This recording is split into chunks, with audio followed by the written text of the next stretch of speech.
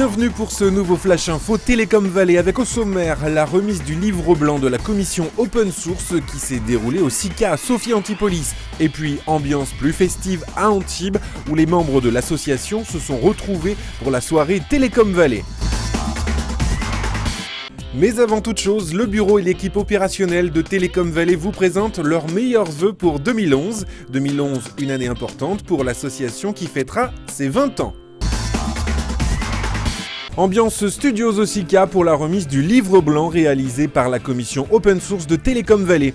Il aura fallu plus d'1 an de travail à l'équipe de bénévoles pour réaliser ce document, un livre qui montre et démontre quels sont les enjeux de l'open source, quelles sont les attentes des acteurs dans ce domaine. Bref, un véritable événement pour la commission animée par Pascal Flamand. C'est un travail de groupe et d'un groupe pluridisciplinaire et ça c'est intéressant d'échanger des expériences avec des gens qui ne font pas les mêmes métiers que vous et c'est cette complémentarité qui, je pense, peut en faire la valeur. Promouvoir et défendre le logiciel libre, c'est l'activité principale de l'April. L'association était donc forcément de la partie. C'est clairement un des objectifs de l'April, de promouvoir et de faire connaître le logiciel libre, de sensibiliser le plus largement de nouveaux publics. Et donc on se saisit de chaque tribune offerte pour le faire. Ce qui m'a marqué, c'est l'enjeu qu'il y a derrière. Un enjeu de société. Dans quel monde voulons-nous évoluer ?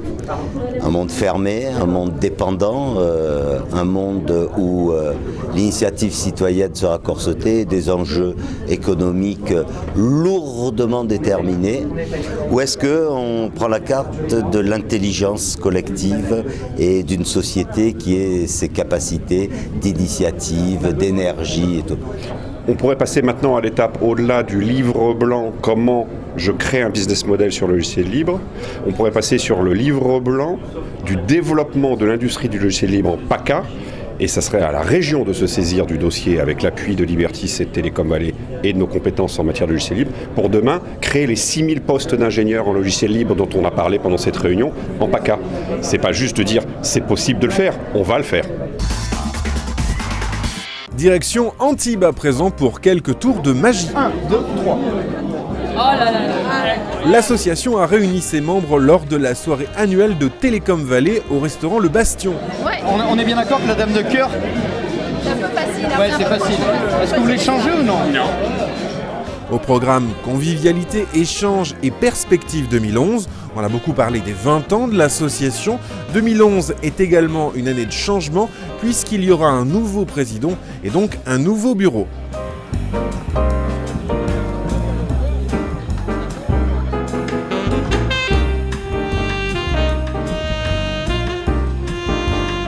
Que la tradition veut qu'au bout de 2 ans on passe la main. Donc au mois de mars on a l'Assemblée Générale élective.